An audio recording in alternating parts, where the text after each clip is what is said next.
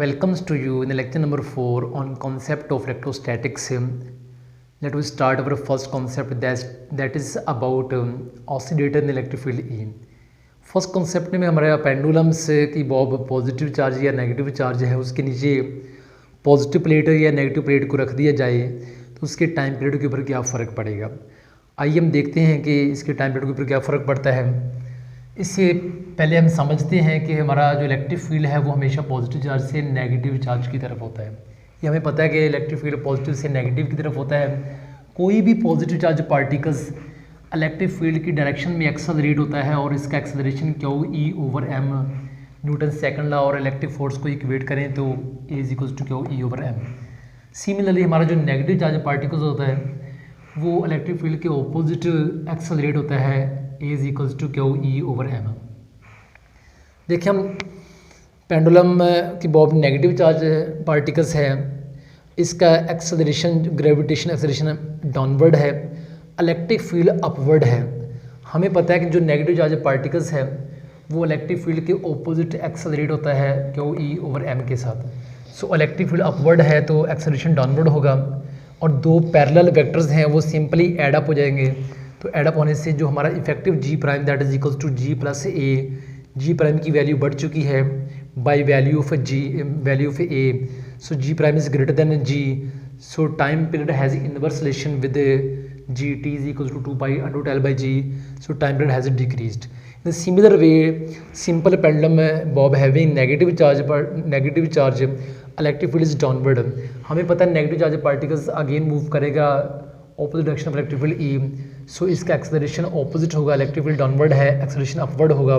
सो दो anti parallel vectors हैं, इनका जो रिजल्टेंट होगा उनको सब्ट्रैक्ट करके निकाला जाएगा g minus a that is equals to g prime. This effective g has been reduced by quantity of a, so g prime is less than g, time period is greater than T.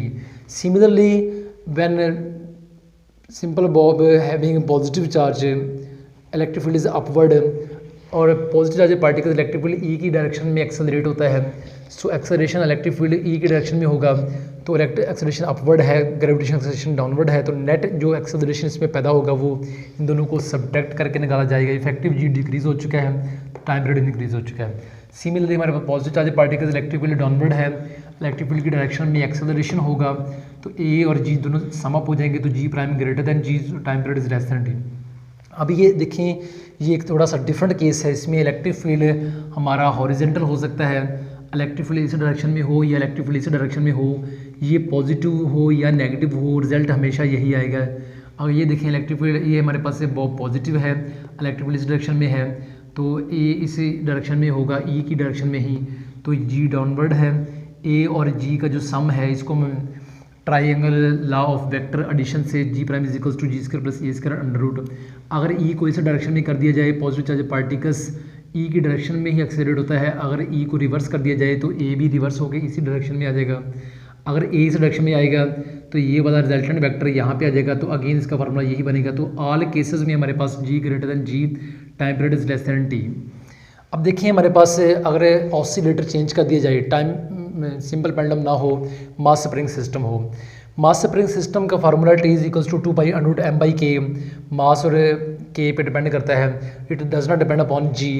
It means ये charge ये particle already charge है तो इसके मास में electric field के आने से ना ही कमी होती है ना ही इजाफा होता है, मास कांस्टेंट रहता है, के कांस्टेंट रहता है, इसका टाइम पीरियड सेम रहता है। तो इसमें जस्ट इलेक्ट्रिक फील्ड आने से जो इसका स्टार्टिंग पे इक्विलिब्रियम पोजीशन है, अगर इसके ऊपर पॉजिटिव चार्ज दे दिया जाए तो इसका इक्विलिब्रियम पोजीशन डिस्टर्ब हो सकती है, नेगेटिव चार्ज दे दिया जाए तो इसकी इक्विलिब्रियम पोजीशन डिस्टर्ब हो सकती है, जस्ट इक्विलिब्रियम पोजीशन चेंज हो सकती है।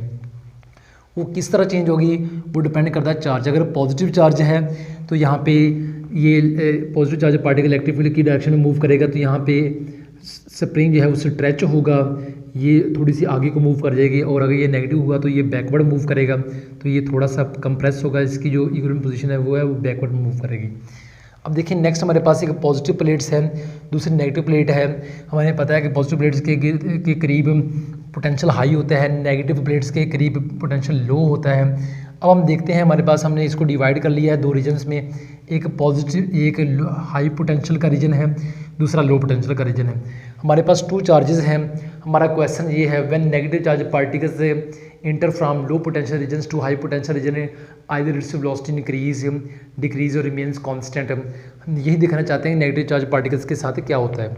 अब नेगेटिव चार्ज पार्टिकल्स हमें पता है, negative charge particles electric field के ऑपोजिट मूव करता है, तो इसमें एक्सेलरेशन पैदा होता है, ये एक्सेलरेट करता है, इसकी वेलोसिटी बढ़ती है।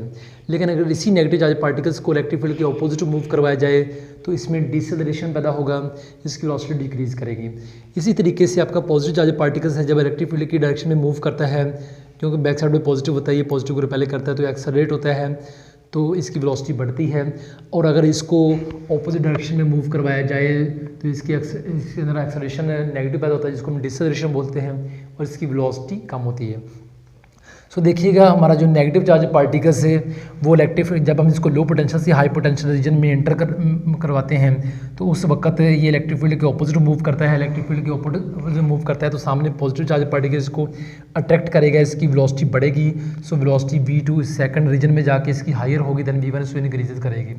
अगर ये पॉजिटिव चार्ज पार्टिकल होता है तो सामने हमें पता है कि पॉजिटिव चार्ज प्लेट्स हैं, तो पॉजिटिव चार्ज प्लेट्स इसको रिपेल करेगी, सो इसकी वेलोसिटी फर्दर इसकी डिक्रीज होती जाएगी, तो v2 लेस हो जाएगा v1, क्योंकि जब भी positive charge particles electric field की डायरेक्शन में मूव करता है तो इसका एक्सेलरेशन बढ़ता है, इसका वेलोसिटी बढ़ती है, और अगर ये ऑपोजिट मूव करता है तो इसकी वेलोसिटी कम होती है। यहाँ पे हमारे केस में पॉजिटिव चार्ज पार्टिकल जब लो से हाई में एंटर हो रहा है, वो इलेक्ट्रिक फील्ड के ऑपोजिट मूव कर रहा है, तो इसकी वेलोसिटी कम हो रही है, वेलोसिटी डिक्रीज कर रही है। अब हम देखते हैं हमारा नेक्स्ट थर्ड कॉन्सेप्ट में हम देखते हैं कि हमारे पास एक मेटेलिक शेल है। मेटेलिक शेल के सेंटर में पॉजिटिव क्यू चार्ज रखा हुआ है। उस मेटेलिक शेल की आउटर सरफेस के ऊपर, यहाँ पे शेल के ऊपर नेट हमारे पास इंड्यूस चार्ज कितना होगा। What is the net induce charge on the surface of this metallic shell whose body has positive q charge at its centre. अगर इसके सेंटर पर पॉजिटिव क्यू चार्ज हो, इसकी पूरी सरफेस के ऊपर कितना चार्ज इंड्यूस होगा, नेट से इंड्यूस चार्ज फाइंड करना है कितना है। हमें पता है यहाँ पे अगर पॉजिटिव क्यू चार्ज है तो यहाँ पे हमारे पास नेगेटिव क्यू चार्ज होगा और बाहर हमारे पास पॉजिटिव क्यू चार्ज होगा। अगर हमसे पूछ लिया जाए तो जस्ट आउटर सरफेस के ऊपर कितना इंड्यूस चार्ज होगा, तो वो हमारा आंसर है पॉजिटिव क्यू। इनर सरफेस के ऊपर कितना चार्ज होगा, वो माइनस क्यू। दोनों का जो नेट चार्ज कितना होगा, नेट चार्ज हमारे पास 0 होगा, क्योंकि माइनस क्यू और प्लस क्यू हमारे पास आंसर आता है 0। अब देखिए हमारे पास नेक्स्ट है, ये हमारे पास 2 सिलेंडर्स हैं। ये दोनों ही सिलेंडर्स कोएक्सियल सिलेंडर्स हैं। दोनों सिलेंडर से एक सिलेंडर का रेडियस ज़्यादा है, दूसरे सिलेंडर का रेडियस कम है। दोनों कोएक्सियल सिलेंडर, दोनों का एक्सेस सेम है। इस केस में भी दोनों कोएक्सियल सिलेंडर से जिनका एक्सेस सेम है, एक इनर सिलेंडर है, एक आउटर सिलेंडर है। दोनों केस डिफरेंट है। एक सिलेंडर में इन सिलेंडर के ऊपर पॉजिटिव चार्ज है, एक सिलेंडर में आउटर सिलेंडर के ऊपर पॉजिटिव चार्ज है। अब हमारा क्वेश्चन ये है कि किस सिलेंडर के सेट में पोटेंशियल डिफरेंस क्रिएट होगा, किस सिलेंडर के सेट में पोटेंशियल डिफरेंस क्रिएट नहीं होगा। अब देखिए यहाँ पे हमारे पास पॉजिटिव चार्ज है। हमें पता है कि ये पॉजिटिव चार्ज जो है वो बाहर वाले सरफेस के ऊपर इंड्यूस हो जाएंगे। जैसे यहाँ पे इंड्यूस हुए हैं तो ये इंड्यूस हो जाएंगे, तो बाहर वाले सिलेंडर के ऊपर भी चार्ज आ जाएगा और इस वजह से इन दोनों के दरमियान पोटेंशियल डिफरेंस क्रिएट हो जाएगा। यस, इसके दरमियान पोटेंशियल डिफरेंस होगा। लेकिन यहाँ पे देखें, अगर ये कंडक्टर के ऑपोजिट आउटर सरफेस के ऊपर पॉजिटिव चार्ज है, हमने पढ़ा हुआ कि किसी भी कंडक्टर की आउटर सरफेस के ऊपर अगर पॉजिटिव चार्ज हो, उसकी बॉडी के अंदर चार्ज 0 होता है। All of the charge shifted toward the outer surface of the conductor, none of the charge resides within the body of the conductor. Conductor की बॉडी के अंदर कोई चार्ज नहीं रहता, जस्ट उसकी सरफेस के ऊपर चार्ज चला जाता है। तो ये इसकी सरफेस के ऊपर रहेगा, अंदर कोई चार्ज नहीं आएगा, लिहाजा इन सिलेंडर के ऊपर कोई चार्ज नहीं होगा, सो पोटेंशियल डिफरेंस क्रिएट नहीं होगा।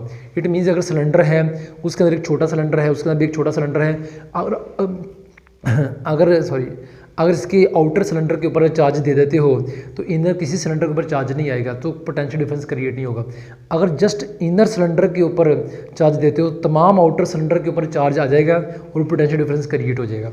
अब देखिए नेक्स्ट वर्क, अगर हमारे पास एक ये स्फीयर हो जिसकी सरफेस के ऊपर पॉजिटिव क्यू चार्ज हो, a sphere having a positive Q charge distributed on its surface, what is the amount of the work done in bringing positive Q charge from its center to outer surface? Centre to outer surface पर Q charge को shift करने में कितना work करना पड़ता है? हमें पता है कि किसी भी स्फीयर के ऊपर सरफेस के ऊपर पोटेंशियल और इसकी सेंटर पर पोटेंशियल सेम होता है। ये कोई भी अगर हमारे पास स्फीयर हो, इसकी सरफेस पर भी पोटेंशियल बी होगा, इसके सेंटर पर भी पोटेंशियल बी होगा, इसका कोई और पॉइंट है वहाँ पे भी पोटेंशियल बी होगा। हमें पता होना चाहिए सरफेस पर सेंटर पर किसी भी पॉइंट पर इसका पोटेंशियल वी होगा। सिमिलरली अगर हम वर्क का फार्मूला देखें, work is equals to delta V के बराबर होता है, सेंटर पर पोटेंशियल वी होगा और बाहर सरफेस पर भी पोटेंशियल वी होगा। इट मीन्स वी नॉट और वी पी दोनों इक्वल होंगे तो डेल्टा वी जीरो हो जाएगा, तो वर्क हमारा जीरो हो जाएगा। अब देखिएगा हमारा नेक्स्ट कॉन्सेप्ट रेगुलर हेक्सागोन है। रेगुलर हेक्सागोन के डिफरेंट कॉर्नर पर डिफरेंट चार्ज रखे हुए हैं। अब उसके सेंटर पर इलेक्ट्रिक फील्ड कितना होगा? A regular hexagon having different charges at its vertex, what is the value of the electric field E at its center? इसके सेंटर पर इलेक्ट्रिक फील्ड कितना होगा? हमें देखें इसकी कॉन्फ़िगरेशन को पहले समझते हैं, चार्जेस की कॉन्फ़िगरेशन को। देखें यहाँ पे क्यू है, ये माइनस क्यू है, ये क्यू है, ये माइनस क्यू है, ये क्यू है और ये प्लस क्यू है। देखिएगा हमें पता है कि इलेक्ट्रिक फील्ड हमेशा पॉजिटिव से नेगेटिव की तरफ होता है। किसी भी पॉजिटिव चार्ज का इलेक्ट्रिक फील्ड पॉजिटिव से नेगेटिव की तरफ होगा। इट मीन्स ये पॉजिटिव चार्ज है, इसका जब सेंटर की तरफ देखेंगे इसका इलेक्ट्रिक फील्ड इस सेंटर की तरफ होगा। ये माइनस क्यू चार्ज है, इसका भी इधर को होगा। तो ये देखिए आपके पास पॉजिटिव क्यू चार्ज का सेंटर की तरफ है, माइनस क्यू चार्ज का सेंटर से माइनस क्यू की तरफ है। तो ये दो ई आए, एक इसकी वजह से और एक इसकी वजह से है। अब देखिए यहाँ पे ये माइनस क्यू चार्ज है और ये प्लस क्यू चार्ज है। इस प्लस क्यू चार्ज का इलेक्ट्रिक फील्ड सेंटर की तरफ है और ये माइनस क्यू चार्ज है इसका सेंटर से इसकी तरफ है। तो ये दोनों ही डायरेक्शन जो एरो है वो दोनों इन दो क्यू की वजह से है। अब ये वाला पॉजिटिव क्यू चार्ज है और ये वाला पॉजिटिव, इस क्यू का इलेक्ट्रिक फील्ड इस डायरेक्शन में होगा क्योंकि ये पॉजिटिव है, इसका आउटवर्ड होगा, और इस पॉजिटिव क्यू चार्ज का इलेक्ट्रिक फील्ड इस डायरेक्शन में होगा। तो हम देखें पहले वैल्यू लिखते हैं। अब क्योंकि ये भी क्यू है और ये भी क्यू है, दोनों चार्ज भी सेम है, दोनों का सेंटर टू सेंटर डिस्टेंस भी सेम है, तो ये इलेक्ट्रिक फील्ड और ये वाला इलेक्ट्रिक फील्ड सेम है, इनकी मैग्नीट्यूड इक्वल है, डायरेक्शन ऑपोजिट है। हम इसको कैंसिल आउट कर देते हैं, ये दरमियान वाले ख़त्म कर देते हैं, ये वाले दरमियान वाले ख़त्म कर देते हैं। उसके बाद देखें हमारे पास ये वाला क्यू है और ये वाला भी क्यू है, तो दोनों हमारे पास इसका भी इलेक्ट्रिक फील्ड ई होगा, इसका भी इलेक्ट्रिक फील्ड ई होगा। तो ये हमारे पास से 2E के इक्वल आएगा इधर से, और इधर से देखें ये क्यू है, इसका इलेक्ट्रिक फील्ड भी ई होगा और इस माइनस क्यू का भी इलेक्ट्रिक फील्ड ई होगा। तो यहाँ पे भी हमारे पास 2E आएगा, ई और ई 2E और ई इसका और ई इसका 2E आएगा। अब हमारे पास जो रिजल्टेंट इलेक्ट्रिक फील्ड होगा वो इन दोनों का सम होगा, वेक्टर सम होगा। वो हम वेक्टर सम कैसे फाइंड करेंगे? इन दोनों में पहले हमें एंगल का पता होना चाहिए, क्योंकि हमने वेक्टर में पढ़ा हुआ है किसी भी दो वेक्टर्स का अगर हमने सम फाइंड करना है तो उसका रिजल्टेंट फाइंड करना है। तो लेट्स से हमारे पास दो वेक्टर है ए एंड बी, तो उनका जो रिजल्टेंट आएगा वो a square plus b square plus 2AB cos of angle theta, ये हमारा फार्मूला है जो हमने वेक्टर में पढ़ा हुआ है। तो यहाँ पे मुझे एंगल फाइंड करना है, एंगल कितना है, क्योंकि ऑलरेडी यहाँ पे 4 लाइन थी यहाँ पे ऐसे। तो देखिए ये टोटल जो रीजन है यहाँ पे डिवाइड हो चुका है, ये हमारा टोटल 360 था, अब यहाँ पे 1 2 3 4 5 6 रीजन्स में डिवाइड हो चुका है। इट मीन्स टोटल 360 डिग्री हमारा 6 पार्ट्स में डिवाइड हो गया, और टोटल हमारे पास 60 डिग्री बना एक पार्ट में। 60 इसके पास है और 60 इसके पास है, इट मीन्स 120 एंगल है यहाँ पे 120 डिग्री एंगल है। तो हमें इसका फाइंड करना है, 120 डिग्री एंगल है दरमियान में। तो हमें यहाँ पे electric field, net electric field find करना है कितना है, कि ये भी 2E है, नीचे वाला भी 2E है, 2E का स्क्वायर प्लस 2E का square plus 2 time 2E cause of 120 minus 1/2 होता है। तो ये माइनस है यहाँ पे आ जाएगा, जो नीचे वाला 2 इसके साथ कैंसिल हो जाएगा, ये 2E का स्क्वायर, ये 2E और ये 2E मिलकर 2E का स्क्वायर बनेगा, और ये माइनस के साथ होगा, ये प्लस वाला है तो ये कैंसिल हो जाएगा, इसका अंडरूट कैंसिल हो जाएगा, हमारे पास ये 2E आएगा। इट मीन्स इसका जो नेट इलेक्ट्रिक फील्ड है जो वो 2E आएगा, वो इस डायरेक्शन में होगा, इस डायरेक्शन में। इस तरीके से हमें कोई भी चार्ज की कॉन्फ़िगरेशन यहाँ पे दी हुई हो, हम सिमिलर तरीके से हम इसको फाइंड कर सकते हैं। लेट्स से हमारे पास से ये 2Q है, ये Q है, ये 2Q and 2Q and Q, इसी को भी हम इस तरीके से फाइंड कर सकते हैं। और यहाँ पे याद रखने वाली चीज़ ये है कि किसी भी रेगुलर हेक्सागोन के कॉर्नर पर अगर चार्जेस की सिमेट्री हो तो उसके सेंटर पर इलेक्ट्रिक फील्ड E0 होता है। यहाँ पे electric field is equals to 0, क्योंकि ये 2Q से Q है, फिर Q 2Q 2Q Q 2Q Q, ऐसे ये अल्टरनेटिव चार्ज डिस्ट्रीब्यूट किए हुए हैं, इट मीन्स इलेक्ट्रिक फील्ड 0 हो गया है। अगर यहाँ पे भी ऐसा होता है Q minus Q Q minus Q Q minus Q होता, देन अगेन ये भी 0 होना था टोटल। अब अगेन हमारा जो नेक्स्ट कॉन्सेप्ट देखिएगा, हमारे पास दो चार्जेस है, एक पॉजिटिव Q एक माइनस Q, इन दोनों के दरमियान डिस्टेंस 2L है। अगर दो पॉइंट्स लिए जाए, एक पॉइंट C दूसरा पॉइंट D, पॉइंट C इन दो चार्जेस के मिड में हो और पॉइंट D जो इन दोनों का मिड वाला जो डिस्टेंस है ये वह हाफ डिस्टेंस की दूरी पे हो, तो देन एक चार्ज Q को हमें शिफ्ट करना है C से D की तरफ, तो कितना वर्क करना पड़ेगा। If two charges of equal magnitudes and opposite signs are separated by distance 2L, अगर 2L के साथ इनको सेपरेट किया जाए और इनके मिड वाला पॉइंट से C हो, यहाँ पे शिफ्ट करने के लिए कितना वर्क करना पड़ता है। सिंपल इज़ दैट, अगर यहाँ पे C से लेकर D तक हमें चार्ज को शिफ्ट करना है, ये कैपिटल Q को, तो मुझे C और D पर पोटेंशियल चाहिए कितना है। सिंपल ये है, तो देखें C is a mid point of A and B, और हमें पता है कि दो इक्वल एंड ऑपोजिट चार्जेस के सेंटर में पोटेंशियल 0 होता है, लिहाजा VC इज इक्वल्स टू 0। अब VD फाइंड करेंगे, यहाँ पे जो पोटेंशियल होगा वो दो चार्जेस की वजह से होगा। एक हमारा जो ये A पॉइंट पर चार्ज है वो भी पोटेंशियल लगा रहा होगा, यहाँ पे B की वजह से भी पोटेंशियल होगा। अब हम पहले यहाँ पे D पर पोटेंशियल फाइंड करते हैं। This is the sum of the two potentials due to charge A and due to charge B। अब हम चार्ज A की वजह से पहले पोटेंशियल देखते हैं यहाँ पे, क्योंकि ये कितनी दूरी पे है, ये D A से कितनी दूरी पे है, L और L 3L पे, तो K Q over 3L plus, और ये इससे कितनी दूरी पे है, तो K minus Q over L। हमें पता है कि पॉजिटिव चार्ज का potential positive and negative charge का पोटेंशियल नेगेटिव होता है। सो हम इसको सॉल्व करेंगे तो हमारे पास आएगा -2 over 3 K Q over L की इक्वल आ जाएगा। और हमें वर्क की वैल्यू पता है कि वर्क कैसे कैलकुलेट करते हैं, वर्क इज इक्वल्स टू, क्योंकि जो चार्ज शिफ्ट किया जा रहा है Q डेल्टा V। अब देखें एक पोटेंशियल 0 है तो दूसरा हमारे पास ये है, जब इसका डेल्टा V फाइंड करेंगे तो हमारे पास आंसर यही आएगा। इसको मल्टीप्लाई करेंगे कैपिटल Q से, तो ये हमारा फाइनल आंसर आ जाएगा। अब देखिए हम नेक्स्ट कॉन्सेप्ट की तरफ बढ़ते हैं। नेक्स्ट कॉन्सेप्ट में हमारे पास A पर माइनस Q चार्ज पड़ा हुआ है, A पर माइनस Q चार्ज है, B पर हमारे पास प्लस Q चार्ज है, इनके दरमियान डिस्टेंस L है। अब हमारा क्वेश्चन ये है, अगर हम माइनस Q चार्ज को शिफ्ट करें अनदर पॉइंट C पर इन सच अ वे दैट A और C के दरमियान L हो, और सेकंड कंडीशन ये है कि A C और B इक्विलेटरल ट्राइंगल बनाए, तो बताएं कितना वर्क होगा। if two charges minus Q and positive Q are separated by distance L, and if minus Q charges is shifted to a third point C in such a way that this A, C, B form equilateral triangles, then what will be the value of the work in shifting minus Q charge from A to C। अब A to C में इसको shift करने में कितना work करना पड़ेगा। हमें पता है कि जब हमने माइनस Q चार्ज को A से C में शिफ्ट किया तो ये भी डिस्टेंस L है और C से लेके B तक डिस्टेंस भी L है। For equilateral triangles all the three sides are equals, ये भी L है और ये भी L है और ये भी L है। अब हम देखते हैं कि C पर A और C के दरमियान पोटेंशियल कितना है। सिमिलर वही पैटर्न चलता आ रहा है कि हम देखना चाहते हैं कि A और C के दरमियान पोटेंशियल का डिफरेंस कितना है। Q चार्ज तो हमें पता है माइनस Q, जैसे यहाँ पे Q है, यहाँ पे शिफ्ट हुआ, हमने पोटेंशियल फाइंड किया।